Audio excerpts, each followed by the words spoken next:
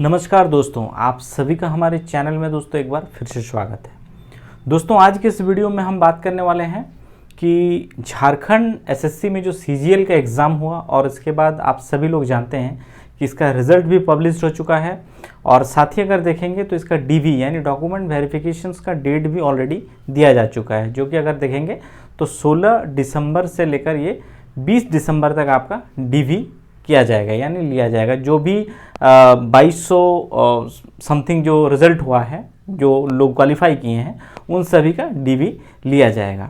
तो इसमें अगर देखेंगे तो इस रिज़ल्ट को लेकर कई सारे बातें सामने आ रही है। ठीक है, बहुत से मैक्सिमम नंबर ऑफ स्टूडेंट्स की बात करें तो जो लोग अच्छे पढ़ने में थे वो लोग भी क्वालिफाई नहीं कर पाए। कुछ ऐसे भी कैंडिडेट्स हैं जो बहुत अच्छे नहीं थे फिर भी वो क्वालिफाई कर गए हैं। तो इसके पीछे अगर देखेंगे तो कई सारे रीज़न्स भी होते हैं। ज़रूरी नहीं कि हर बार अच्छे जो लोग होते हैं पढ़ने लिखने में वो क्वालिफाई ही कर जाए।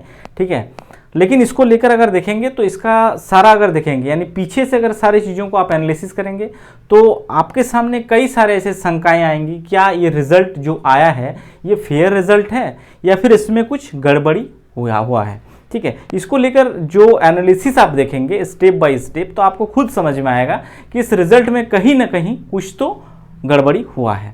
ठीक है, सबसे पहला चीज़ जानिए दोस्तों कि इसका जो एग्ज़ाम है जेएसएससी सीजीएल का, तो ये 2015 में आया हुआ वैकेंसीज़ है, जो अगर देखेंगे आज लगभग 9 साल अप्रोक्सीमेट देखेंगे तो 10 साल होने को चला और इस एग्ज़ाम को लेकर, और आज तक ये एग्ज़ाम कहीं ना कहीं किसी न किसी रूप में हुआ तो जरूर लेकिन बाधित हो गया है। ठीक है, कई पिछला बार भी अगर देखे होंगे जो लोग दिए थे तो वो एग्ज़ाम पेपर लीक होने के मामले के वजह से एग्ज़ाम कैंसिल हो गया और दोबारा इस बार भी हुआ। तो इस बार भी इस बात की पूरी शंका थी कि पेपर लीक होगा। हालांकि इस बात का कई सारे एविडेंस भी दिया गया है, मामला अभी कोर्ट में है, कोर्ट का डिसीजन भी नहीं आया। हालांकि अगर देखेंगे तो गवर्नमेंट स्टेटमेंट अगर देखेंगे तो जेएसएससी के जो मेंबर्स हैं उनके द्वारा भी ये स्टेटमेंट दिया गया था कि जब तक मामला कोर्ट में है तब तक जेएसएससी सीजीएल का रिजल्ट को पब्लिश नहीं किया जाएगा। फिर भी सरकार के गठन होते ही अगर देखेंगे तो एकदम रिजल्ट को आनन फानन में पब्लिश कर दिया गया है और इसका डीवी भी लिया जा रहा है। तो कई सारी चीज़ें हैं इस मामले को लेकर। तो हालांकि जो नंबर ऑफ स्टूडेंट्स के मन में शंका है कि क्या ये एग्ज़ाम रद्द हो पाएगा या इस एग्ज़ाम को फिर से दोबारा देने का मौका मिलेगा, क्योंकि बहुत सारे स्टूडेंट्स हैं, नो डाउट बहुत मेहनत भी किए हैं और इसके बावजूद इसका रिज़ल्ट भी पब्लिश कर दिया गया, वो लोग क्वालिफाई भी नहीं किया और नंबर ऑफ़ वैकेंसीज जो था सीजीएल में वो भी अच्छा खासा वैकेंसीज था और क्वालिफाई नहीं किया। तो डेफिनेटली है सबके मन में दुख भी होगा, क्योंकि ये वैकेंसी अभी दोबारा आने में लंबा समय लग जाएगा। तब तक कई ऐसे स्टूडेंट्स हैं जिनका उम्र बीत जाएगी, यानी वो एग्ज़ाम को देने के लिए जो उम्र योग्यता होती है वो पार कर चुका होगा या फिर दे नहीं पाएगा। ठीक है, अब देखिए मामला जो है कोर्ट में, चूंकि अगर देखें तो जिस दिन रिजल्ट आया, रिजल्ट आई थिंक 3 दिसंबर को इसका रिजल्ट आ गया है। ठीक है, 3 दिसंबर को रिजल्ट आया और चूंकि मामला इसी दिन कोर्ट में सुनवाई भी होने वाला था 3 दिसंबर को आपका। ठीक है, बट कुछ कारण से ये सुनवाई नहीं हो पाया। अब इसका नेक्स्ट हियरिंग जो डेट है दोस्तों वो सुनवाई होगा वो 17 दिसंबर को। ठीक है, और तब तक अगर देखेंगे तो डीवी भी हो चुका होगा कुछ लोगों का, 16 से 20 तक के हैं। तो अब लोगों के मन में ये शंका है कि क्या कोर्ट इस जो रिजल्ट आया हुआ है इसको स्टे लगाएगा और जांच होगा, जांच में जब तक सारे रिजल्ट बढ़िया से जांच ना हो जाए तब तक इसको स्टे किया जा सकता है। ठीक है, अब देखिए इसमें सबसे जो महत्वपूर्ण चीज़ है दोस्तों वो कि एविडेंस, एक ठोस एविडेंस जब तक नहीं होगा तब तक कोर्ट भी इसमें आपको निर्णय जो देगा वो आपका पक्ष हो विपक्ष हो, बात वो नहीं है। बात है कि आपके कोर्ट में जब भी कोई सुनवाई होता है तो एक ठोस एविडेंस होना चाहिए, उसी के हिसाब से वहाँ पे निर्णय लिए जाएंगे। और ठोस एविडेंस के तौर पर अब तक जितने एविडेंस है, जो लोग ऑलरेडी लीड कर रहे हैं इसको मामले को, तो उन लोगों के पास जो भी एविडेंस है वो पर्याप्त तो है, बट कहीं ना कहीं अगर देखा जाए तो और भी ऐसे सुनने को जो मामले आए हैं उसमें से बहुत से ऐसे और एविडेंस है जो कहीं ना कहीं एक पुख्ता सबूत के तौर पर अगर पेश किया जाए तो डेफिनेटली इस एग्ज़ाम को मतलब आगे रोका जा सकता है। यानी इसके रिज़ल्ट को स्टे लगा के जांच किया जाए, फिर से हो सकता है, ठीक है। लेकिन इसके लिए ज़्यादा ज़रूरी है कि वो एविडेंस, यानी ठोस एविडेंस जब तक नहीं होगा दोस्तों, तब तक कोई उम्मीद आप मत रखिए कि इसको रोक दिया जाएगा, ठीक है। वैसे अगर देखेंगे तो मेनली जो इंटरनेट की बात है, कई सारे लोग बोलते हैं कि इंटरनेट को बंद कर दिया गया था वरना उसी दिन वायरल हो जाता कि पेपर लीक हुआ था, ये वो। खैर ये सब तो और भी बातें थे, क्योंकि उस टाइम जो भी था इंटरनेट बंद करके रखा गया था उन 2 दिनों के एग्ज़ाम्स में।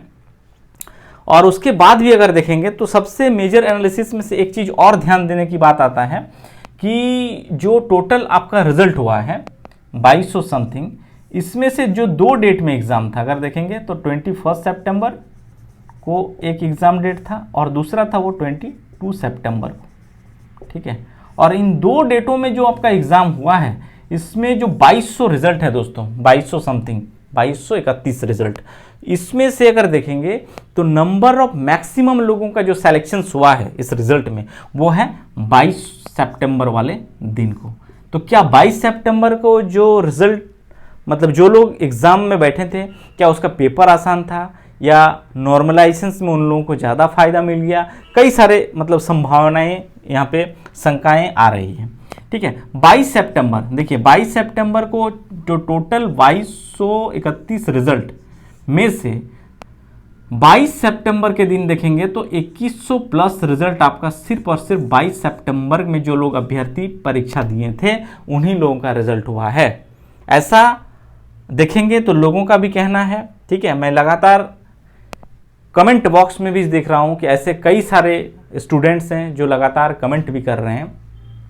और 21 सितंबर वाले जो डेट है, इसमें अगर देखेंगे तो समथिंग 80-100 के आसपास मान के चलिए, ठीक है, हाँ 100 के आसपास ही रिजल्ट हुए हैं 21 सितंबर। तो क्या 21 सितंबर को जिन लोगों का एग्जाम था वो लोग कमज़ोर पुअर स्टूडेंट्स थे, बहुत कमज़ोर वीक स्टूडेंट थे? और 22 सितंबर को जिन लोगों का हुआ, क्या वही लोग सबसे तेज स्टूडेंट्स थे? ये भी एक चीज़ें हैं। दूसरा, एविडेंस की बात करें तो एविडेंस जितने भी दिए गए हैं दोस्तों, उन एविडेंस पर भी अगर सही से एनालिसिस करके इसका निर्णय लिया जाए तो डेफिनेटली मेरा जो व्यक्तिगत राय है वो है कि इस एग्ज़ाम को तत्काल, जब तक जांच कंप्लीट नहीं हो जाता है पूरी तरीके से, तब तक इस एग्ज़ाम को रोक के रखा जाए। यानी इसके आगे जो भी प्रक्रियाएं हो रही है इसको रोक दिया जाए जब तक जांच कंप्लीट नहीं हो जाता है। क्योंकि ये सिर्फ एक एग्ज़ाम नहीं है दोस्तों, इसमें बहुत ऐसे स्टूडेंट्स हैं, लाखों लोग हैं जिनकी भावनाएं जुड़ा हुआ है, जिनका मेहनत जुड़ा हुआ है, बरसों का मेहनत है। क्योंकि ये अगर ऐसे ही निकल जाए आनन फानन में सारे चीज़ कंप्लीट करा के, तो उन सारे स्टूडेंट के साथ भी एक अन्याय हो जाएगा। न्याय इस बात का नहीं है कि 2200 रिजल्ट देके हम इतने लोगों को अपॉइंटमेंट लेटर बांट दिए, ज्वाइनिंग दे दिए।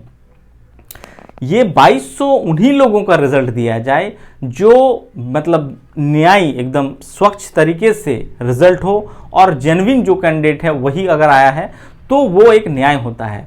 आप 2200 लोगों को मतलब नियुक्ति देके बाकी जो लाखों लोगों के साथ अन्याय हो जा रहा है तो वो नहीं होना चाहिए।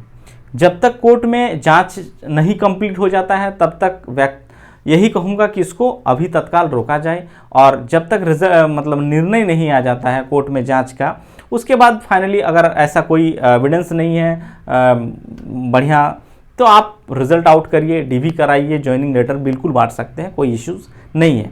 और दूसरी बात अगर देखेंगे तो यहाँ पे जो झारखंड में नगरपालिका एग्ज़ाम, ठीक है, इनका भी रिजल्ट आया हुआ है, और इसमें भी अगर देखेंगे तो 80%, मोर देन 80% लोगों का जो रिजल्ट है दोस्तों वो अदर स्टेट्स के हैं, यानी बिहार से हैं, यूपी से हैं, अदर स्टेट्स के लोगों का इसमें ये हुआ है। तो ये भी एक रीज़न है कि झारखंड के जो भी स्टूडेंट्स हैं, विद्यार्थी हैं, लगातार बरसों से मेहनत करने के बावजूद उन लोगों को क्या है कि रिजल्ट नहीं हो पा रहा है या फिर नौकरी ही नहीं मिल पा रहा है।